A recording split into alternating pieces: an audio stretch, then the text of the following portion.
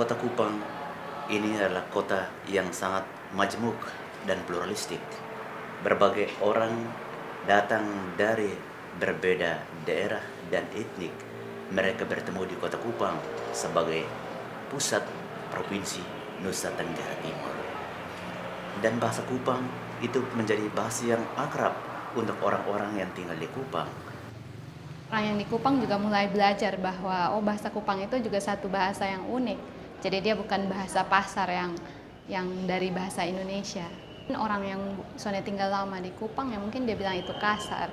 Tapi kalau orang Kotongan sudah terbiasa pakai sonde, beta, lu. Dalam konteks itu kan ya Kotong sebagai orang Kupang merasa itu soalnya terlalu kasar. Untuk beta, bahasa Kupang itu merupakan bahasa ibu dari orang Kupang yang dipakai sehari-hari mulai kecil sampai tua. Jadi itu bahasa yang dapat dimengerti wajar dengan jelas oleh orang Kupang. Dengan demikian, menerjemahkan Alkitab dalam bahasa Kupang itu memang sangat diperlukan. Salam. Salam. Hari ini istimewa. Oleh karena perjanjian baru bahasa Kupang diluncurkan.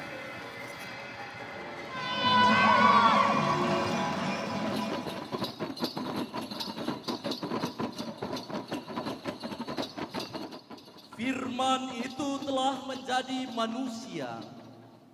Ia hidup di antara kita. Hidup di tengah masyarakat multi etnis. Bapak Ibu saudara-saudara, di hari syukur dan hari kenangan seperti ini saya ingin catat beberapa hal untuk kita. Pertama, apakah bahasa Kupang adalah bahasa? Nah, itu bergantung dari bagaimana atau seperti apa kita mendefinisikan bahasa. Secara sederhana, bahasa itu ialah alat yang kita pakai untuk bercerita, beromong satu sama lain, berkomunikasi. Dan orang Kupang beromong dengan temannya, bapa dengan mama, beromong dengan anak-anak dan isi rumahnya, kawan di kantor, beromong dengan kawan-kawan terlain pakai bahasa Kupang. Kalau dia alat menyampaikan maksud dan berkomunikasi, bahasa Kupang adalah bahasa di muka bumi ini. Karena itu kita tidak harus heran seolah-olah bahasa Kupang bukan bahasa. Dia adalah bahasa. Dan kalau dia bahasa, teks apapun, termasuk teks Alkitab, pantas diterjemahkan dalam bahasa ini. Yesus malole, malole, niu au.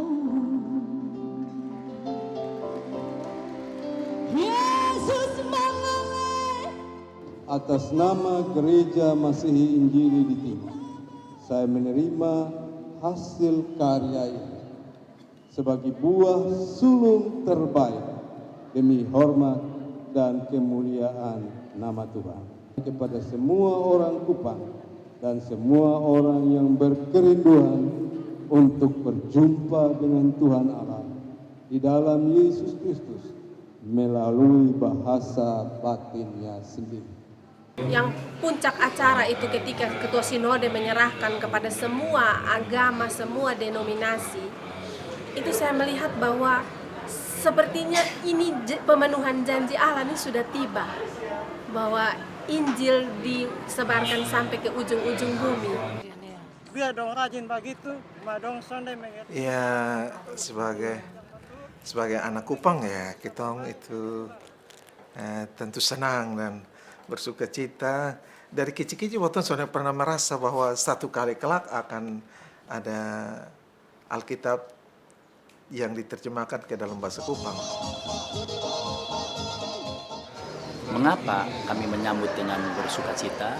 Sebab ternyata bahasa Kupang itu bahasa yang dipakai oleh katakanlah hampir semua penduduk kota Kupang. Kurang lebih ada 200.000 orang. Dan 200.000 orang itu mempergunakan Alkitab bahasa Kupang. Berarti itu kesempatan untuk Injil diberitakan kepada 200.000 orang itu. Untuk saat ini dan untuk generasi seterusnya selanjutnya. Menurut saya, kehadiran kitab suci dalam bahasa Kupang sangat penting. Mengapa? Karena melalui kehadiran kitab suci ini, Allah akan menyapa masyarakat Kupang dalam bahasanya sendiri, yaitu bahasa Kupang. Dengan adanya Alkitab terjemahan bahasa Kupang, saya merasa sangat dibantu dalam memahami isi-isi Alkitab.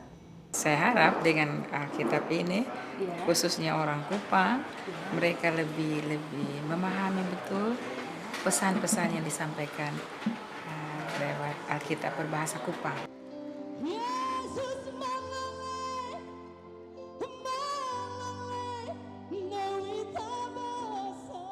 Apa yang diluncurkan hari ini, saya kira dia akan berbuah-buah di masa depan.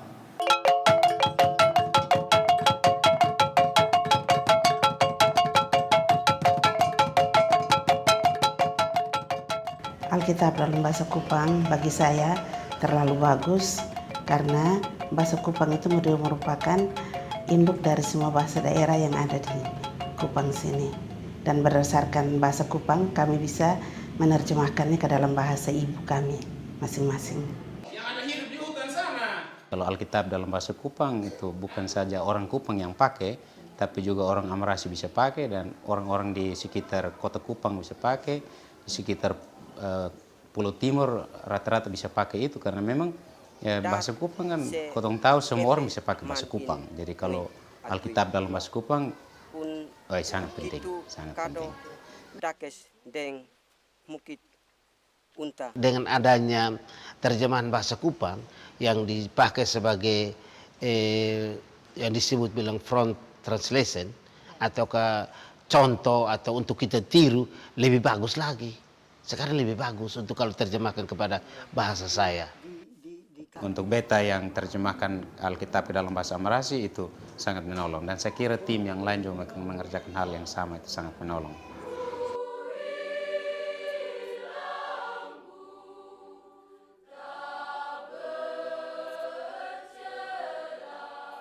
Kalau kita mengerti perintah Yesus untuk memberitakan Injil kepada segala bangsa, itu berarti kita harus membawa Injil ke dalam bahasa dari masyarakat di mana Injil itu mau diberitakan. Itu artinya Tuhan betul-betul datang oleh karena pewarta dia mendekatkan mereka dengan Tuhan lewat bahasa.